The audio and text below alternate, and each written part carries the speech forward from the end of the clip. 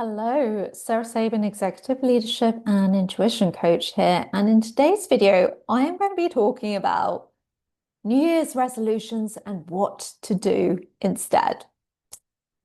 So, it is pretty common practice that people will set New Year's resolutions in December.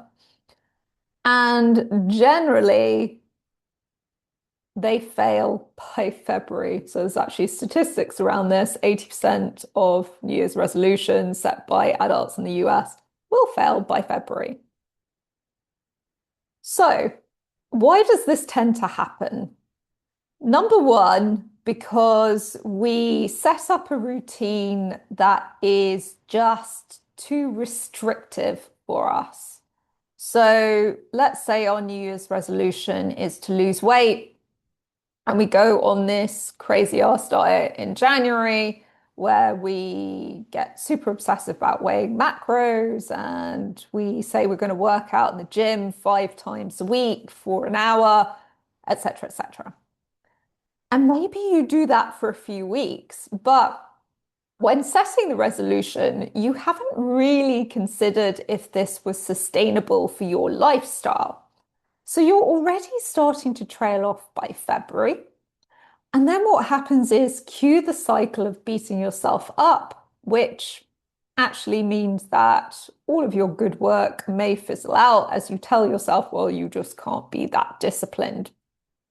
The second reason why New Year's resolutions often fail is because we simply overestimate what we can do. So it's a common phrase, we tend to overestimate what we can do within a year, but underestimate what we can do within 5 years. So knowing this tendency, we tend to overestimate, and this links into what I've said before. We tend to overestimate what we're going to do in terms of New Year's resolutions. So we're setting actually something that is big chunks of time rather than breaking it down into really small steps that we take every day. And it's all very well doing big things sporadically. So maybe every month you do something or every 3 months. But what is far more effective and more manageable is to do small things every day that compound over time. And actually, the more you keep these commitments to yourself, the more you want to keep commitments to yourself. So it becomes this positive feedback loop, and it actually makes you want to do more. So if I give you an example of that, let's say instead of committing to working out for an hour 5 times a week, you instead commit to walking 10,000 steps every day, which you know that you can relatively easily do over the course of the day. Or you dedicate 15 minutes a day to doing some form of exercise. Maybe you do squats, maybe you do a 15-minute run, whatever it is. And that is something that is going to be much more manageable for you to do. And as you start to see the positive results of it, you're actually going to want to do it more. So you're actually going to build up what you're doing, probably. So it's better to say, I'm going to do something for 15 minutes and go over than it is to say, I'm going to do something for an hour and quote unquote fail at doing it. The third reason why New Year's resolutions often fail is because we're basically setting goals that we don't give a crap about. So they're goals that we feel we should set. So maybe you have decided that a promotion is in the cards for you this year, but actually you're just leaping to that because you want that external validation of promotion. And therefore, you're actually setting a goal that is not particularly aligned with your value system at that stage in time. which is not ideal to start with. But then even if you do reach that goal, it's going to be kind of empty. So you get there and you're like, don't feel any different. And that's because you thought that the promotion would give you something that would make you feel different inside.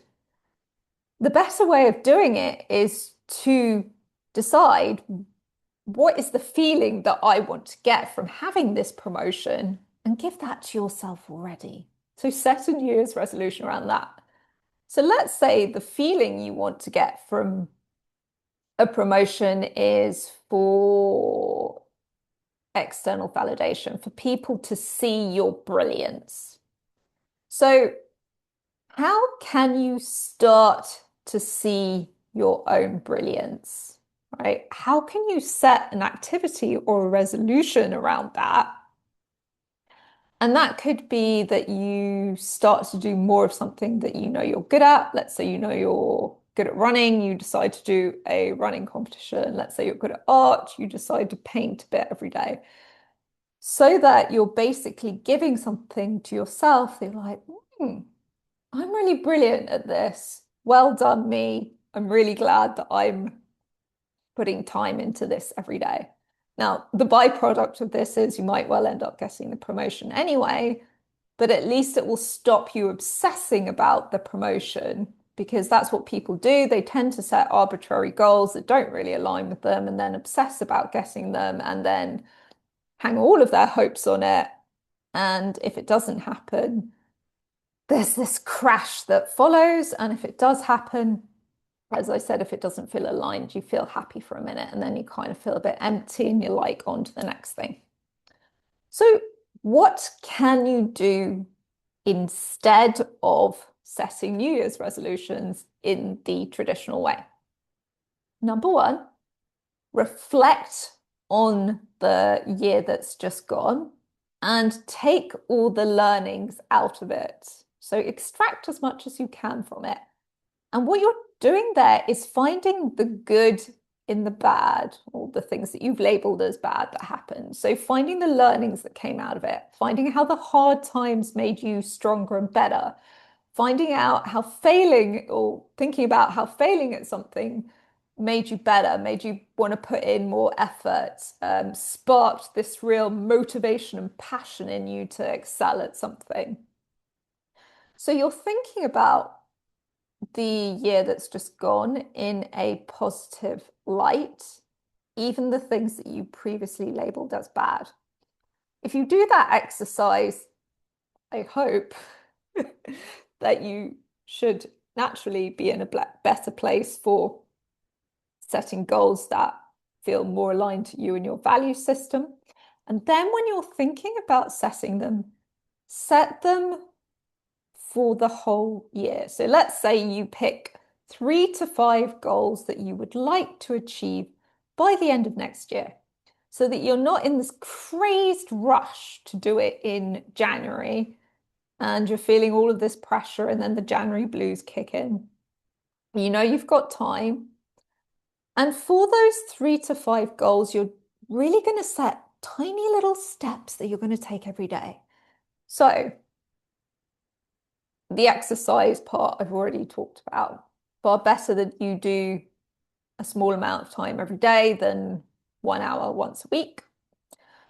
And you're going to celebrate that you're actually completing those goals rather than setting big goals and then beating yourself up because you have failed at them, which is something that high achievers are very likely to do. And it is counterproductive.